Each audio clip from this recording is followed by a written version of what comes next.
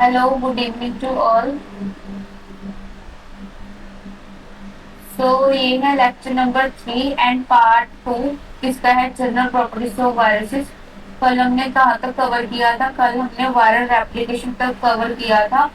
तो आज हम पढ़ेंगे वायरसेस की कितनी टाइप्स होती हैं, क्लासिफिकेशन क्या है, वायरल को कल्टीवेट कैसे करते हैं, किन किन से कौन सी सेल लाइन्स में और कौन से एग के पार्ट में और एनिमल के पार्ट में कौन से इसमें हम इनोकुलेशन करते हैं, और handling of sample including body और साइटोपैथिक इफेक्ट्स। आज हम सारे कवर करेंगे इस लेक्चर पे और ट्राई करेंगे इस लेक्चर में सारा कंप्लीट हो जाए। ठीक है, तो अगर वायरस को क्लासिफाई करें तो अगर वायरसेस को क्लासिफाई करें तो कैसे करेंगे? वायरस तीन टाइप के होते हैं। ठीक है, तो फर्स्ट है ट्रू विरियॉन्स। विरियॉन्स विरियॉन्स क्या होते हैं? The viral particles, true viral particle होते हैं जिनके पास क्या होता है? कैप्सिड प्रोटीन्स होते हैं और न्यूक्लिक एसिड्स होते हैं। जिनके पास capsid protein plus nucleic acid होंगे वो होंगे ट्रू वायरल पार्टिकल। अगर हम कंसीडर करते हैं ये एक वायरस है, तो इसके पास क्या होगा? ये न्यूक्लिक एसिड्स होंगे और ये कैप्सिड होगा। कैप्सिड किससे बना होगा? प्रोटीन से। तो हम इसको क्या कंसीडर करेंगे? True viral particles. तो ये होगा विरियोइड्स। विरियोइड्स क्या होंगे? True viral particles. And next है प्रियोन्स। प्रियोन्स क्या होता है? Consist of abnormal infectious protein molecules without nucleic acid. जो प्रियोन्स होते हैं अबनॉर्मल इन्फेक्शियस प्रोटीन मॉलिक्यूल्स होते हैं जिनके पास कोई भी न्यूक्लिक एसिड प्रेजेंट नहीं होता। ठीक है, सिर्फ इनके पास क्या होगा? सिर्फ एक अबनॉर्मल प्रोटीन होगा और न्यूक्लिक एसिड प्रेजेंट नहीं होगा। ठीक है, तो नेक्स्ट है विरियोइड्स। विरियोइड्स क्या होते हैं? Comprises of naked cyclical small single standard without capsid. ये क्या होते हैं? स्मॉल स्टैंडर्ड होते हैं विदाउट कैप्सिड। सिर्फ डीएनए सिर्फ न्यूक्लिक एसिड प्रेजेंट होंगे और कोई भी कैप्सिड प्रेजेंट नहीं होगा। They are mostly receptors to plant. ये क्या होते हैं? कहाँ पे पाए जाते हैं? मोस्टली प्लांट पे पाए जाते हैं, तो इसे हम प्लांट वायरस भी बोलते हैं। ठीक है, that is a plant viruses. ठीक है, so they depend on host enzyme for replication. अगर अगर विरियोइड्स ने अपने आप को रेप्लिकेट करना है तो उनको उनको जो एंजाइम्स हैं, एंजाइम्स किसके पास होंगे? होस्ट के पास। एग्जाम मान लो वो क्या करेगा? प्लांट के जो एंजाइम्स होंगे उसको यूज करके अपने आप को रेप्लिकेट करेंगे। तो ये थे क्लासिफिकेशन ऑफ वायरसेस।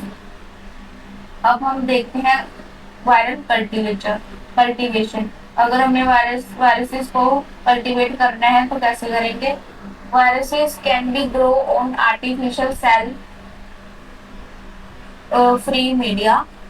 क्या लिखा है? Viruses can not be grown on artificial cell media.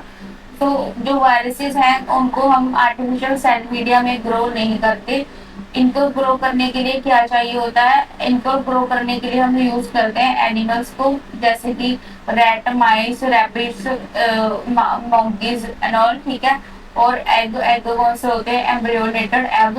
और टिश्यू कल्चर में हम सेल लाइन को यूज करते हैं। ठीक है, सो फर्स्ट हम देखेंगे अगर हमने एम्ब्रियोनेटेड एग में इनोकुलेशन करनी है तो उसमें क्या होता है और कहाँ कौन सी जो एम्ब्रियो की साइट्स हैं, एग की कौन सी साइट्स में हम जो कल्चर इनोकुलेशन करते हैं। सो फर्स्ट इज इसकी क्या कितनी साइट होती है? अगर देखें तो इसकी 4 साइट होती हैं जहाँ पे हम कल्चर इनोकुलेशन करते हैं। पहले है कैरियो एलिनोटिक मेम्ब्रेन जिसको हम कैम बोलते हैं, शॉर्ट फॉर्म में हम इसको कैम बोलते हैं। जिसमें क्या करते हैं? जो viruses produce lesions called pox. जो कुछ वायरसेस होते हैं क्या प्रोड्यूस करते हैं? पॉक फॉर्मेशन करते हैं। एक पॉक फॉर्मेशन एक टाइप का साइटोपैथी इफेक्ट है। ये भी एक साइटोपैथिक इफेक्ट्स में आता है। साइटोपैथिक इफेक्ट्स होता है जैसे कि अगर कोई, जैसे एग है, एग में क्या होगा, एग में एग में लीजन्स प्रोड्यूस होंगे, ठीक है। तो उसको वो क्या करेगा, जो सेल है, उस जो एम्ब्रियो है या फिर कैम है, उसको डिस्ट्रॉय करना शुरू कर देंगे, जिसको हम बोलते हैं पॉप फॉर्मेशन। कौन से वायरसेस हैं जो पॉप फॉर्मेशन प्रोड्यूस करते हैं? That is a vaccinia virus. Vaccinia virus is a pox, belong to pox family, जिससे क्या बढ़ती है, vaccinia virus plus cowpox virus, cowpox से क्या बनती है वैक्सीन? इसकी बनती है चिकन पॉक्स की जो वैक्सीन है, इससे बनती है वैक्सीनिया वायरस से। और विरियोला वायरस क्या है? विरियोला वायरस है चिकन पॉक्स वायरस, ठीक है। और HSV1 herb simplex virus 1 and herb simplex virus 2, ठीक है।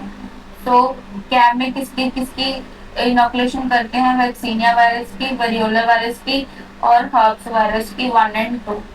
एंड सेकंड पार्ट है जो एग का हम यूज करते हैं, योक सैक, जिसमें हम किसकी इनोकुलेशन करते हैं? हम अर्बो वायरस की इनोकुलेशन करते हैं। और थर्ड इज एमनोटिक मेम्ब्रेन, जिसमें हम किसकी इनोकुलेशन करते हैं? इन्फ्लुएंजा वायरस की इन्फ्लुएंजा कल्चर लगाते हैं फॉर डायग्नोसिस, ठीक है। तो फोर्थ है एलेनोटिक कैविटी। हम इस एलेनोटिक कैविटी किसके लिए यूज करते हैं? Use for vaccine preparation for influenza, influenza virus की वैक्सीन प्रिपरेशन करने के लिए, और येलो फीवर 7D की वैक्सीन प्रिपरेशन करने, और रेबिस फ्लरी की जो वैक्सीन प्रिपरेशन के लिए हम एलेनोटिक कैविटी यूज करते हैं। अगर हम ड्रामेटिक तरीके से देखें तो हम कुछ इस तरीके से कल्टीवेशन करते हैं। ये देखो, ये है एक एग, ये एक एग है, ठीक है। और अगर आपने किसी ने बॉइल्ड एग देखा होगा तो ये क्या, उसमें एक बॉइल्ड एग होने के बाद एक ऐसा एक स्पेस होती है जिसको हम बोलते हैं एयर सैक, ठीक है। जो आउटर कवरिंग होती है व्हाइट कलर की, उसको बोलते हैं शेल। और जिसमें हम इनोकुलेशन करते हैं, फर्स्ट मेम्ब्रेन जो होती है उसको बोलते हैं कैलो एरोनोटिक मेम्ब्रेन, जिसको हम कैम बोलते हैं, ठीक है। इसमें इनोकुलेशन होती है फर्स्ट, और सेकंड केस में होती है एमेनोटिक इनोकुलेशन, जो कि जो एम्ब्रियो के जस्ट आउटर लेयर होती है, एम्ब्रियो की जस्ट आउटर लेयर होती है, ठीक है। और क्या करते हैं, और जो एम्ब्रियो की आउटर लेयर के बाद एक और कवरिंग होती है जिसको हम बोलते हैं एनोलाइटिक इनोकुलेशन, ठीक है। एलोनेटिक कैविटी भी बोलते हैं, उसमें हम इनोकुलेशन करते हैं। ये है थर्ड, ये है सेकंड, ठीक है। और क्या कहते हैं, जो येलो पार्ट होता है, येलो पार्ट इज योग है, तो वहां पे इनोकुलेशन करते हैं, क्या। तो अगर हमने एनिमल इनोकुलेशन करनी है, तो अगर हमें एनिमल इनोकुलेशन करनी है तो हम क्या करेंगे, एक एनिमल माइस लेंगे, उसमें कहाँ पे करेंगे, उसकी जो बैक होती है सबक्यूटेनियस ट्यूमर, उसमें हम इनोकुलेशन करेंगे फर्स्ट, एंड सेकंड करेंगे इंट्राक्रेनियल इंजेक्शन लगाएंगे ब्रेन में, और एक टेल में इंजेक्शन लगाएंगे थर्ड टेल में, जिसका इफेक्ट क्या होगा, जिसके इफेक्ट सीधा जाएंगे लंग्स पे, जो माइस होगा उसके लंग्स में जाएंगे, जिससे क्या होगा, मेटास्टैटिक ट्यूमर ग्रोथ हो जाएगा लंग्स में। ये थी एनिमल एंड एग इनोकुलेशन। अगर हमने टिश्यू कल्चर लगाना है, ठीक है, अगर हमने वायरस का टिश्यू कल्चर लगाना है तो क्या क्या करेंगे, हम क्या करेंगे, ऑर्गन कल्चर लगाएंगे, जिसमें हम क्या करेंगे, हम होल ऑर्गन को यूज करेंगे, होल ऑर्गन इज यूज, जैसे कि tackle ring use for corona virus, जो ट्रैकल रिंग होते हैं मंकीज के या फिर चिंपैंजीज के, उसको उसमें हम किसको इंजेक्ट करते हैं या फिर किसका कल्चर लगाते हैं, कोरोना वायरस का, इसकी एग्जाम्पल है ये एग्जाम्पल, ठीक है। तो next is type of cell line, primary cell line, secondary cell line और कंटिन्यूस सेल लाइन। कौन सी सेल लाइन्स हैं जिसमें हम कल्चर लगाते हैं वायरसेस के? सो पहली सेल लाइन है that is a primary cell line. जिसमें कौन से सेल आते हैं, वियस किडनी सेल लाइन्स और monkey amniotic cell lines, human amniotic cell lines और किडनी चेक एम्ब्रियो फाइब्रोब्लास्ट होते हैं।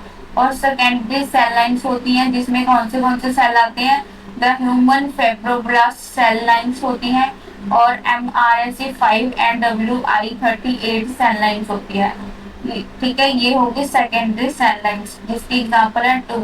और कंटिन्यूस सेल लाइन्स बहुत सारी हैं, इसमें से कुछ ये वाली जिसमें हम सेल लाइन्स यूज करते हैं, जैसे कि HELA सेल लाइन जिसको हम बोलते हैं human carcinoma of cervix cell lines. ठीक है, और क्या उनसी है HEP2 cell lines human epithelioma of larynx cell lines use for RSV and adeno virus and HSV। ठीक है, इन चीजों के लिए हम यूज करते हैं। And KB cell lines human carcinoma of nasopharynx cell lines, Meconic cell lines, human survival carcinoma cell lines useful for isolation of viruses as well chlamydia। ठीक है, Vero cell lines, vervet monkey kidney cell lines use for rabies vaccine production. BHK cell lines, baby hamster kidney cell lines. ठीक है, ये कुछ cell lines हैं जो हम use करते हैं वायरस कल्चर के लिए।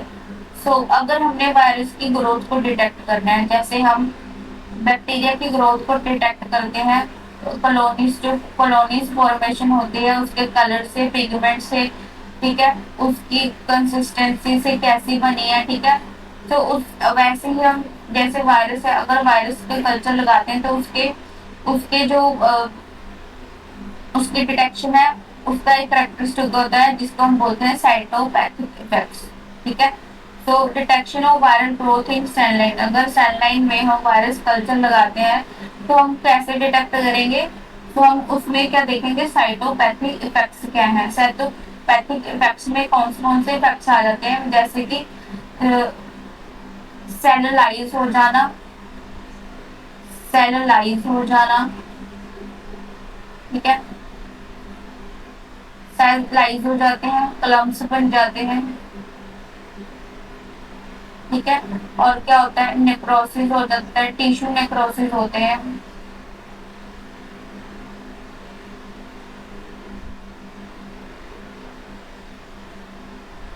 ठीक है, और क्या होता है, क्लम्स हो गए, टिश्यू नेक्रोसिस हो गए, और एक सेस्टीशियम बनते हैं, जैसे कि जॉइंट सेल फॉर्मेशन होती है। ठीक है, ये देखो syncytium multi nucleated joint cell formation होती है। ठीक है, और ये इसकी एक फॉर्म होगी ये वाली। और ठीक है, अब हम देखते हैं अगर साइटोपैथिक इफेक्ट्स को हम डिफाइन करें तो कैसे करेंगे। It is defined as a morphological change produced by virus in the cell line detected by light microscopy. इसमें क्या होता है, साइटोपैथिक इफेक्ट्स में जब हम किसी वायरल कल्चर को एक सेल पे लगाते हैं तो उसके सेल की मॉर्फोलॉजी क्या हो जाती है, चेंज हो जाती है। ठीक है, क्योंकि वो वायरस इन्फेक्टेड सेल बन जाते हैं। इसलिए अगर हमें इनको डिटेक्ट करना हो तो हम क्या यूज करेंगे, लाइट माइक्रोस्कोपी यूज करेंगे। हम कैसे लाइट माइक्रोस्कोपी में हम कैसे देखेंगे, हम इसकी स्टेन करेंगे सैंपल की, जो वायरल इन्फेक्टेड सेल है उसकी स्टेन करेंगे। कौन सी करेंगे, जिम्सा स्टेन और नीशमन स्टेन। ठीक है, ये वाली स्टेन्स करके हम जो है साइटोपैथिक इफेक्ट्स को डिटेक्ट करेंगे। और क्या होता है, अगर हमने do detect viral antigen in infected cell, अगर हमने वायरल एंटीजन को डिटेक्ट करना है इन्फेक्टेड सेल लाइन में से, तो हम कौन से टेस्ट करेंगे, डायरेक्ट इम्यूनोफ्लोरेसेंट असाई करेंगे, डायरेक्ट इम्यूनोफ्लोरेसेंट असाई, इम्यूनोपेरोक्सिडेज स्टेनिंग करेंगे, और क्या हीम अब्जॉर्प्शन टेस्ट करेंगे। ठीक है, ये 3 टेस्ट जो है हम वायरल एंटीजन को डिटेक्ट करने के लिए करेंगे। और क्या करेंगे, एडवांस माइक्रोस्कोपी में कौन सी होगी, इलेक्ट्रॉन माइक्रोस्कोपी स्पेशली जो यूज होती है वायरल पार्टिकल को डिटेक्ट करने के लिए इन्फेक्टेड सेल लाइन्स में। ठीक है, अगर हमने वायरल पार्टिकल को डिटेक्ट करना है तो हम कौन सी माइक्रोस्कोपी करेंगे, इलेक्ट्रॉन माइक्रोस्कोपी करेंगे। ठीक है, अगर हमने वायरल के जीन डिटेक्ट करने हैं तो कौन से टेस्ट करेंगे, पीसीआर करेंगे, polymerase chain reaction and nucleic acid probe test करेंगे। ठीक है, मॉलिक्यूलर टेस्ट कौन से हो जाएंगे, सो मॉलिक्यूलर टेस्ट है PCR and nucleic acid probe test for gene detection of viral particles. So अगर साइटोपैथिक इफेक्ट्स की बात करें, अगर हमें साइटोपैथिक इफेक्ट्स देखने हैं तो let's see the cytopathic effects. आप देख सकते हो यहाँ पे देखो, नॉन लाइटिक साइटोलाइटिक, मतलब कि इन्होंने क्या किया है, इधर जो सेल है वो ब्रेक नहीं हुए हैं,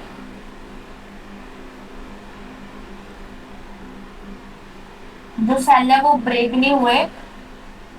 ठीक है, सिर्फ जो देखो ये सेल है और ये क्या कौन से सेल है, ये एपिथेलियल सेल है जो कि लूजली पैक होते हैं। ठीक है, इसमें क्या है, सेल लाइज नहीं हुआ है, बट ये जो वॉक्यूल्स हैं वो सेल के साइटोप्लाज्म में आके प्रेजेंट हो गए हैं। ठीक है, साइटोप्लाज्म में आके सेल को इन्फेक्ट कर दिया है, तो इसको बोलेंगे वायरल इन्फेक्टेड स्ट्रेस सेल। इसको क्या बोल रहे हैं, ये वायरल इन्फेक्टेड स्ट्रेस सेल। ठीक है, और जिसको हम नॉन साइटोलाइटिक, मतलब कि सेल ब्रेक नहीं हुए हैं पर ये स्ट्रेस सेल है इन्फेक्शन, वायरस की इन्फेक्शन से। और जो साइटोलाइटिक सेल्स हैं, इसमें देखते हैं इसमें क्या हुआ है, सेल लाइज हो गए और इन्होंने क्या किया, यहाँ से सेल जो है रिमूव हो गई, जिसको हम क्या बोलते हैं, प्लेक फॉर्मेशन हो गई। ठीक है, इसमें क्या है, ये देखो ये सेल है जो एपिथेलियल सेल है, जो इन्फेक्टेड एपिथेलियल सेल है, यहाँ से उसकी जो एपिथेलियल लेयर्स होती हैं वहां से रिमूव हो गए। ठीक है, वहां से रिमूव हो गए, ये यूनिफॉर्म, मतलब कि यूनिफॉर्म हो गए स्किन में। ठीक है, सो यहाँ पे एक जो स्पेस बनेगी that is the plaque formation. ये है साइटोपैथिक इफेक्ट्स। देखिए अगर माइक्रोस्कोपी देखेंगे, माइक्रोस्कोपिकली देखें तो ये ऐसे दिखेंगे। ठीक है, तो ये है नॉन लाइटिक साइटोलाइटिक सेल्स और ये है साइटोलाइटिक सेल।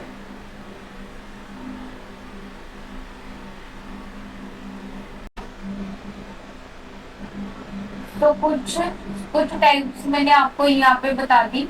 ठीक है, नॉन लाइटिक सेल और साइटोलाइटिक सेल को अगर हमने माइक्रोस्कोपिकली देखना हो तो कैसे दिखेंगे और कौन से टाइप्स हैं, और विद एग्जाम्पल के साथ देखते हैं हम।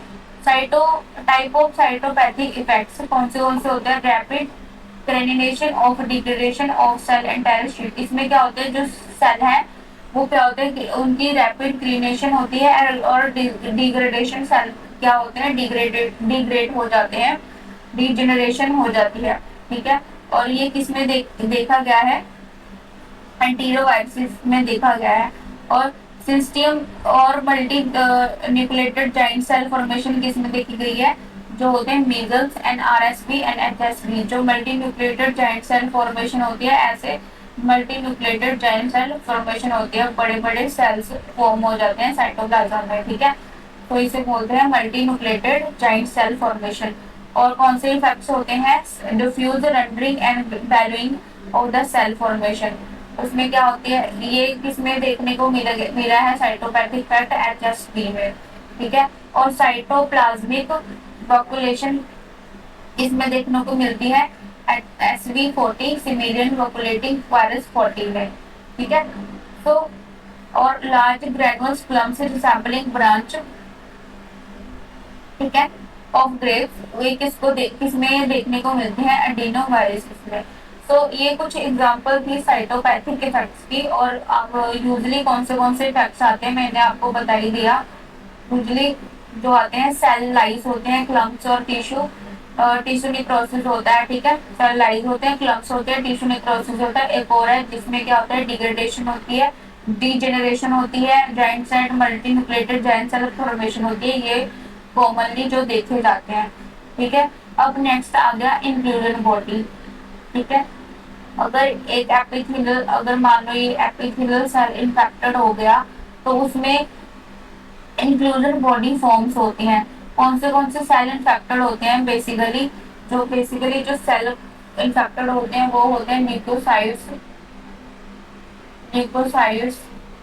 अगर किसी एनिमल को इन्फेक्शन हो जाए या फिर ह्यूमन को इन्फेक्शन हो जाए तो कौन से सेल इन्फेक्टेड होते हैं, मोनोसाइट्स इन्फेक्ट होते हैं, और कौन से होते हैं, एपिथेलियल, एपिथेलियल सेल्स जो होते हैं वो इन्फेक्ट होते हैं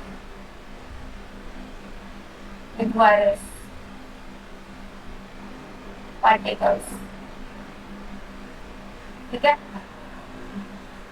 तो जब ये इन्फेक्ट होते हैं सेल, इसमें कौन से, अगर हमने देखना हो तो किस कैसे देखेंगे इसको, हम बोलते हैं इंक्लूजन बॉडीज। तो हम इसकी डेफिनेशन देखते हैं।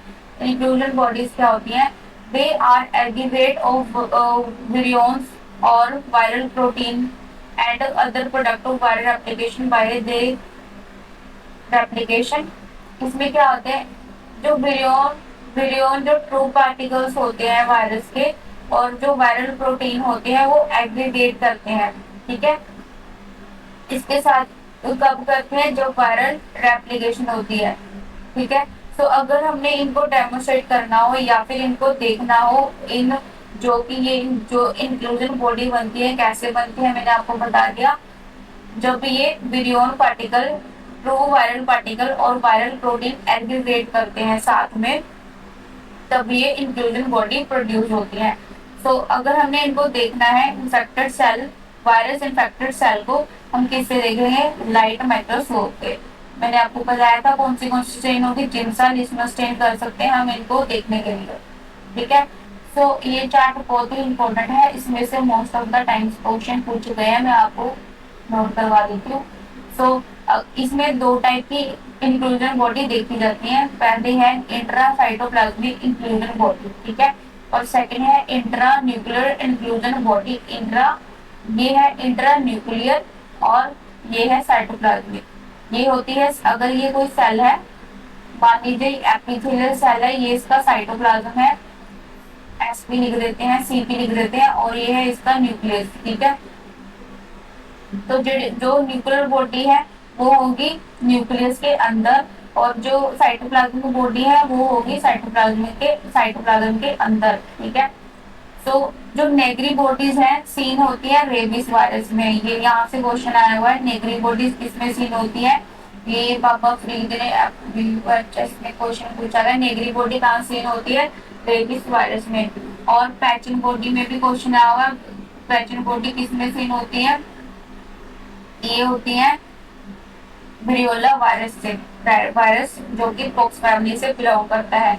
और जो है नेक्स्ट है बुटनेरिस बॉडीज, जो कि वैक्सीनिया वायरस में सीन होती है। ये भी किसका पार्ट है, पॉक्स फैमिली का, और डीएनए वायरसेस है। और ब्लिंगर बॉडीज कौन सी है, सीन इन फाउलपॉक्स। एंड मेलासिकम बॉडीज किसमें सीन होती है, मेलासिकम पोटैजियोसम बॉडीज वायरसेस। ठीक है, और पेरी न्यूक्लियर साइटोप्लाज्मिक बॉडी किसमें सीन होती है, that is seen in Rio viruses. ये थी एग्जांपल इंट्रासाइटोप्लाज्मिक इंक्लूजन बॉडीज की। और हम देखेंगे इंट्रा न्यूक्लियस इंक्लूजन बॉडीज। ठीक है, इसमें कौन सी है, फर्स्ट है काउडरी ए इंक्लूजन बॉडी, और सेकंड है काउडरी बी टाइप इंक्लूजन बॉडीज। ठीक है, सो फर्स्ट देखेंगे काउडरी ए टाइप इंक्लूजन बॉडी, जिसमें क्या होता है, टॉर्स बॉडीज होती हैं, जो किसमें देखी गई है, येलो फीवर में। ठीक है, किसमें देखी गई है, येलो फीवर में। और लिपस्टिक सीजर्स बॉडी किसमें देखी गई है, हर्प्स सिम्प्लेक्स वायरस में। ये दोनों इंपॉर्टेंट है। ठीक है, और काउडरी बी टाइप इंक्लूजन बॉडीज किसमें देखी गई है, काउडरी बी टाइप, ये भी important, that is seen in the polio viruses. Non specific में भी टाइप बॉडीज। ठीक है, और ये most of the important line है जो कि पीजे एग्जाम में पूछी गई है, और भी एग्जाम में पूछी गई होगी। तो रिसेंटली जो पिछले साल एग्जाम हुआ था उसमें पूछा गया था intra cytoplasmic and intra nuclear inclusion body कौन सी होती है, जो कि ये दोनों ही होती है, इंट्रा साइटोप्लाज्मिक भी होती है और इंट्रा न्यूक्लियर भी होती है। तो किसमें सीन होती है, मीजल्स वायरस में एंड साइटोमेगालो वायरस में। और ओवल आई अपीयरेंस शो करती हैं, ओवल आईज अपीयरेंस शो करती हैं, जिसकी एग्जांपल है साइटोमेगालो वायरस। ठीक है, तो ये इंपॉर्टेंट चार्ट है, आप इसको जरूर रीड कीजिएगा। ठीक है, सो आगे देखते हैं, अगर हमने किसी वायरस को हैंडलिंग करनी है तो कैसे करेंगे। मैंने example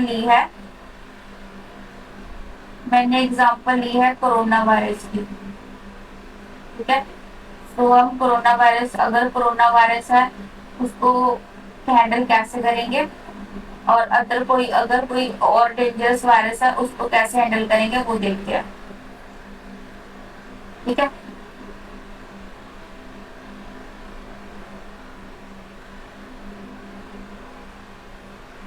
let's start.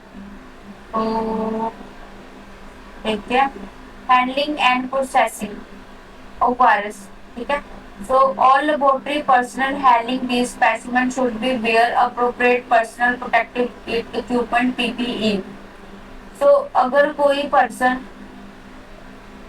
Viral particle virus को हैंडल कर रहा है तो उसको क्या पहननी चाहिए, पर्सनल प्रोटेक्टिव इक्विपमेंट किट पहननी चाहिए, जिसमें क्या क्या होता है मैं आपको एक बार रिव्यू दे दूं। पर्सनल प्रोटेक्टिव किट में ऑलमोस्ट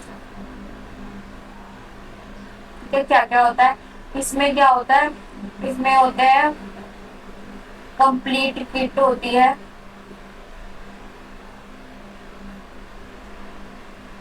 ठीक है, इसमें मास्क होता है, मास्क कौन सा होगा, N95 मास्क, और या फिर रेस्पिरेटर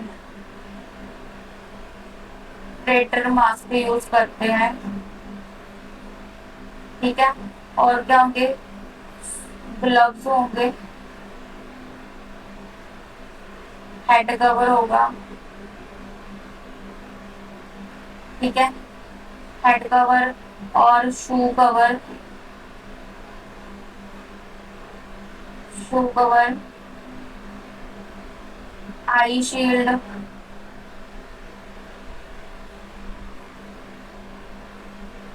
और क्या होगा, गोगल्स होंगी। ठीक है, सो ये सब क्या होगा, पर्सनल प्रोटेक्टिव इक्विपमेंट का पार्ट है। As far as COVID-2 is susceptible for disinfectant, जो COVID-19 का वायरस है ससेप्टेबल है डिसइंफेक्टेंट के साथ, जिसकी एक्टिविटी प्रूव हुई है एनवेलप वायरसेस के साथ। जैसे कि अगर हमने कोविड वायरस को डिसइंफेक्ट करना है तो हम क्या यूज करेंगे, सोडियम हाइपोक्लोराइड करेंगे। अगर हमने सरफेस को डिसइंफेक्टेड करना है तो हम कितना यूज करेंगे, 0.1%। ठीक है, अगर हमने वायरस को डिस्कार्ड करना है, वायरल पार्टिकल को डिस्कार्ड करना है, वेस्ट या फिर कंटेमिनेटेड वेस्ट है, उसको हमने किसमें करना है, 1% हाइपोक्लोराइड से। और डिसइंफेक्टेड ऑफ सैंपल स्पिल्स किससे करना है, 1%। और इसको क्लीन, और फर्दर इसके बाद अगर हम जब हमने एक सरफेस को 1% से क्लीन कर लिया, उसके बाद हम फिर से दोबारा क्लीन करेंगे वायरल पार्टिकल को रिमूव करने के लिए, और जो वायरल प्रोटीन है उसको कोगुलेट करने के लिए। सो हम यूज करेंगे 62 to 70% इथेनॉल। यूजुअली कितनी होती है, 70% इथेनॉल यूज होती है। ठीक है, सो ठीक है, अब अगर है नेक्स्ट है प्रोग्रेटिव वर्क। अगर प्रोग्रेटिव वर्क करना है, जैसे कि example virus culture, neutralisation assay and animal study which corresponds to biosafety level 2 BSL 2। ठीक है, और higher for example in case of VOC with unknown biological profile. अगर हमने वायरस पे काम करना है, जैसे कि अगर हमने वायरल कल्चर लगाना है, न्यूट्रलाइजेशन असाई लगाने हैं। न्यूट्रलाइजेशन असाई का मतलब होता है अगर हमने किसी वायरस की एक्टिविटी को स्टॉप करना होता है तो हम उसमें क्या करते हैं, एंटीबॉडी इंट्रोड्यूस करवा के उसका जो इफेक्ट है, वायरस का इफेक्ट को न्यूट्रलाइज कर देते हैं, स्टॉप कर देते हैं, उसको बोलते हैं न्यूट्रलाइजेशन। सो न्यूट्रलाइजेशन असाई करने हैं वायरसेस के और एनिमल स्टडीज करनी है वायरसेस की, तो हम किस में करेंगे, बायो सेफ्टी लेवल 2 BSL 2 में करेंगे। अगर हमें किसी वायरस का कोई भी बायोलॉजिकल प्रोफाइल नहीं पता है तो हम उसको किस में करेंगे, VOC कैबिनेट जो होते हैं एडवांस कैबिनेट उनमें करेंगे। So, diagnostic test for serum, blood, including hematology and clinical chemistry, respiratory specimens such as a nasopharyngeal and orthopharyngeal swabs, sputum and other endothelial aspirate, bronchoalveolar laryngeal stool and other specimens। इसमें कौन से हम जो samples process कर सकते हैं, serum, blood, ठीक है, रेस्पिरेटरी स्पेसिमेन जैसे कि nasopharyngeal, oropharyngeal swab, sputum and endo ट्रैक्टस aspirate and bronchio alveolar larynges and stool and other specimen हम जो है बायोसेफ्टी कैबिनेट में प्रोसेस कर सकते हैं। और हम देखते हैं हम कौन से जो बायोसेफ्टी कैबिनेट है, बायोसेफ्टी कैबिनेट में कौन से सैंपल को प्रोसेस कर सकते हैं। तो इसमें ये कंप्लीट चार्ट इसीलिए समझना जरूरी है। इसमें जो वायरसेस है उनको हम कैसे, अगर हमने एक वायरसेस को कल्टीवेट करना है तो हम किस में करेंगे वो आएगा, ठीक है। तो अगर हमारे कितने बायोसेफ्टी कैबिनेट होते हैं, 4 टाइप के 4 होते हैं, BSL 1, BSL 2, BSL 3, BSL 4। जो BSL 1 है उसमें हम क्या करते हैं, जो नो कंटेमिनेशन, जो सैंपल या फिर ऑर्गेनिज्म कंटेमिनेशन प्रोड्यूस नहीं करते वो हम उसको प्रोसेस करते हैं। उसको प्रोसेस करने के लिए हम BSL 1 यूज कर सकते हैं, ठीक है। सो इसमें क्या, कौन से ऑर्गेनिज्म होते हैं, डिफाइन ऑर्गेनिज्म होते हैं। सो क्या करते हैं, अनलाइकली टू कॉज डिसीज, जो कि लेस कॉजिंग डिसीज को लेस कॉज करते हैं डिसीज, हम वो वाले ऑर्गेनिज्म को इसमें प्रोसेस करते हैं। जैसे कि एग्जांपल है इकोलाई, और इसकी पैथोजेनिसिटी क्या है, agent present minimal potential to hazard to personal to the environment. इसमें इसका मतलब क्या है, इसका मतलब ये है ये जो एजेंट है वो कम हजार्डियस होते हैं, और पर्सन के लिए भी और इन्वायरमेंटल के लिए भी। हमें इसको ऑटोलेव करने की जरूरत है। जैसे इसका कोई कंटेमिनेशन, जैसे हमने पिपेट्स, लूप्स या फिर टिप्स यूज की, या फिर NS वाटर हम यूज करते हैं इन पे ऊपर काम करने के लिए, उसको ऑटोक्लेव करने की जरूरत है। तो इसमें लिखा है नो, इसको मतलब कि ऑटो क्लेम हम करने की रिक्वायरमेंट नहीं है। अगर नेक्स्ट है BSL 2 बायोसेफ्टी कैबिनेट 2 में हम कौन से सैंपल को प्रोसेस करते हैं, जो भी कंटेमिनेटेड हो, जो कंटेमिनेट ज्यादा मतलब कि कंटेमिनेशन प्रोड्यूस करते हो, ठीक है, जिसके साथ मॉडरेट रिस्क होते हैं, मतलब कि ये ज्यादा हार्मफुल भी नहीं होते या फिर लेस हार्मफुल होते हैं, ठीक है, लेस हार्मफुल होते हैं। डिसीज टू वेरिंग सेवरिटी, मतलब कि लेस डिसीज कॉजिंग होते हैं, ठीक है। तो इसकी एग्जांपल है इन्फ्लुएंजा वायरस, अगर HIV लाइम डिसीज, ठीक है। तो इनको हम किसमें प्रोसेस करते हैं, बायोसेफ्टी कैबिनेट 2 में। तो agent associate with human disease with post moderate hazard to personal and environment, ठीक है। इसमें ये क्या बोल रहे हैं, जो वायरस ये जो एजेंट्स है इन्फ्लुएंजा, HIV लाइम डिसीज, ये क्या करते हैं, ह्यूमन डिसीज प्रोड्यूस करते हैं और मॉडरेट हजार्डियस होते हैं पर्सन के लिए भी और इन्वायरमेंट के लिए भी। और इनके जो वेस्ट मटेरियल होता है इनको कंटेमिनेट ऑटोक्लेव करने की जरूरत नहीं होती।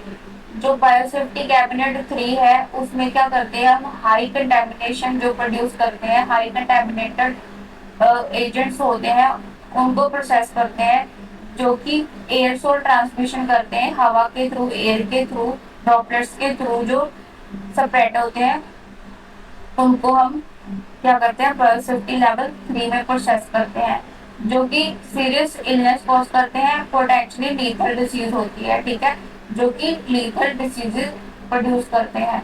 ठीक है, इससे डेथ भी कॉज हो सकती है। एग्जाम्पल है इसकी ट्यूबरक्लोसिस। जो ट्यूबरक्लोसिस बैक्टीरिया होता है, हम उसको जो BSL-3 में परफॉर्म करते हैं। ये क्या होता है, इंडिजीनियस एंड एक्सोटॉक्सिक एजेंट होते हैं, तो agent that present a potential to aerosol transmission and agent causing serious and potentially lethal disease। इसमें क्या होता है, जो ये एजेंट्स होते हैं एक्सोटिक एजेंट्स होते हैं, और ये क्या करते हैं, इनके पास इतना पोटेंशियल होता है कि ये एयरसोल से भी ट्रांसमिशन हो सकते हैं या फिर ड्रॉपलेट से भी ट्रांसमिट हो सकते हैं। सो ये क्या करते हैं, एक सीरियस इलनेस या फिर डिसीज कॉज करते हैं, लीथल, जिसको हम बोल सकते हैं लीथल डिसीज कॉज करते हैं। अगर हमने BSL-3 या फिर ट्यूबरक्लोसिस के सैंपल को हमने प्रोसेस किया है, तो हम उसको, उनके जो वेस्ट होगा, कंटामिनेटेड वेस्ट होगा, उसको क्या करेंगे, हम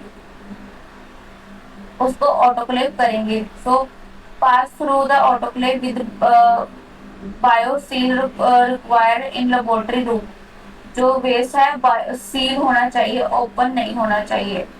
ठीक है, सो बायोसेफ्टी लेवल जो 4 है, उसमें क्या होता है, मैक्सिमम कंटेमिनेटेड जो वायरसेस या फिर बैक्टीरिया होते हैं, हम उनको प्रोसेस करते हैं, जो कि एक्सोटिक हाई रिस्क एजेंट होते हैं। हाई रिस्क एजेंट, जिससे क्या होता है, लाइफ थ्रेटनिंग डिसीज होती है। इससे क्या होता है, इससे लाइफ डेथ भी हो सकती है जो पर्सन प्रोसेस कर रहा है, अगर उसको कंटेमिनेशन हो जाए। एग्जाम्पल इबोला वायरस, ये क्या है, डेंजरस है और एक्सोटिक एजेंट है, जो कि क्या करते हैं, जो कि बहुत हाई एयरोसोल ट्रांसमिशन होता है इनका, बहुत ही हाई रिस्क ऑफ एयरहोल ट्रांसमिटर होता है लेबोरेटरी में, और एंड डेथ भी कॉज कर सकते हैं। और इसमें क्या लिखा है, pass through autoclave with bio seal require in the laboratory room. इसमें भी क्या करेंगे, अगर हमने कंटेमिनेटेड फ्लूइड या फिर प्रोसेसिंग वाले सामान को अगर हमने रखा है, तो उसको क्या करेंगे, ऑटोक्लेव करेंगे। और जब ऑटोक्लेव करेंगे तो वो सील होना चाहिए, ओपन नहीं होना चाहिए इन द लेबोरेटरी रूम। ठीक है, सो अगर हमने वायरसेस की इनोकुलेशन करनी है या फिर प्रोसेस करने हैं, तो हम मोस्ट ऑफ द BSL-2 में करते हैं। और जो लीथल होते हैं, लाइफ को जो डेथ, जिसके साथ डेथ हो सकती है या फिर ज्यादा एयरसोल से ज्यादा ट्रांसमिट होते हैं, उसको हम BSL-4 में परफॉर्म करते हैं। पर जो most of the dangerous virus है स्पेशली, वो क्या होते हैं, BSL-4 में ही परफॉर्म होते हैं। ठीक है,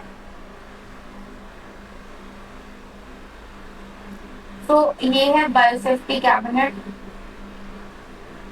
BSL, जो बायोसेफ्टी कैबिनेट क्लास 2, जो कि जिसमें हम most of the infective agent को प्रोसेस करते हैं। ठीक है, इसमें क्या होता है, ये ओपन डोर होता है, हाफ ओपन डोर होता है। आइडली ये 30 इंच जो होता है, ओपन ओपन होता है इसका शैश, और हम अंदर यहाँ ओपन से ही सामान अंदर लेके जाते हैं और यहाँ से आउट करते हैं। तो ये होता है हमारा स्टरलाइज एरिया, ये होता है वर्किंग एरिया, और होता है ये कंटेमिनेटेड एरिया। ठीक है, तो इसको हम क्लीन करने के लिए क्या यूज करते हैं, अगर हम किसी वायरस पे काम करें तो हम इस हुड को, इस कैबिनेट को क्लीन करने के लिए क्या यूज करेंगे, 1% हाइपोक्लोराइड। ठीक है, 1% हाइपोक्लोराइड यूज करेंगे और 70% इथेनॉल यूज करेंगे। ठीक है, सो ये है बायोसेफ्टी लेवल 4, ये है बायोसेफ्टी लेवल 3, सो 2 सॉरी। तो इसमें क्या होता है, ये क्लोज कैबिनेट होता है, ये क्या है, क्लोज कैबिनेट है। और इसमें से जो सैंपल या फिर मटेरियल जिसमें हमने, जिसके थ्रू या फिर जिसकी हमने प्रोसेसिंग करनी है वायरस की, वो अंदर जाएगा यहाँ से। और यहाँ से जो ये लैब होती है, इसमें क्या होता है, रेस्पिरेटर मास्क पहन के जाते हैं। और इसमें क्या होता है, इसमें कोई शैश ओपन नहीं होता, जस्ट ये ग्लव्स बने हुए हैं, इसमें हाथ इंसर्ट करके इनसे इनके साथ ही हमने प्रोसेसिंग करनी होती है वायरसेस की। सो इसके साथ ही जो ये साथ में पास बॉक्स है, कंटेमिनेटेड जो मटेरियल होगा इसके साथ बाहर निकाल के और फिर इसको क्या करना है, साथ में ही ऑटोक्लेव करेंगे, जो कि जो कंटेमिनेटेड मटेरियल है शुड भी क्या होना चाहिए, वो सील होना चाहिए।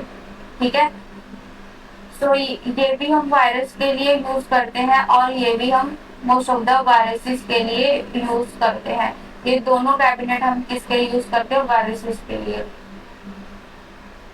तो आज का ये हमारा टॉपिक कंप्लीट हो गया है, जिसमें हमने आज देखा वायरस कितने टाइप के होते हैं, क्लासिफिकेशन देखी, वायरस कल्टीवेशन देखी जिसमें एम्ब्रियो एग इनोकुलेशन देखी, और एनिमल कल्चर या टिश्यू कल्चर देखा हमने। और क्या देखा, ग्रोथ अगर हमने डिटेक्ट करनी हो तो कैसे करेंगे, साइटोपैथिक इफेक्ट्स से करेंगे। ठीक है, सो इंक्लूजन बॉडीज कौन सी इंक्लूजन बॉडीज होती हैं वो देखी, और हैंडलिंग एंड प्रोसेसिंग देखी सैंपल्स की। ये था आज का हमारा topic, general properties of virus. Next topic होगा हमारा बैक्टीरियोफाज। ठीक है, तो हम सीरियल वाइज सारे टॉपिक को कंप्लीट करेंगे। अगर मेरा ये लेक्चर आपको अच्छा लगे तो प्लीज चैनल को subscribe and like and share कीजिएगा। Thank you.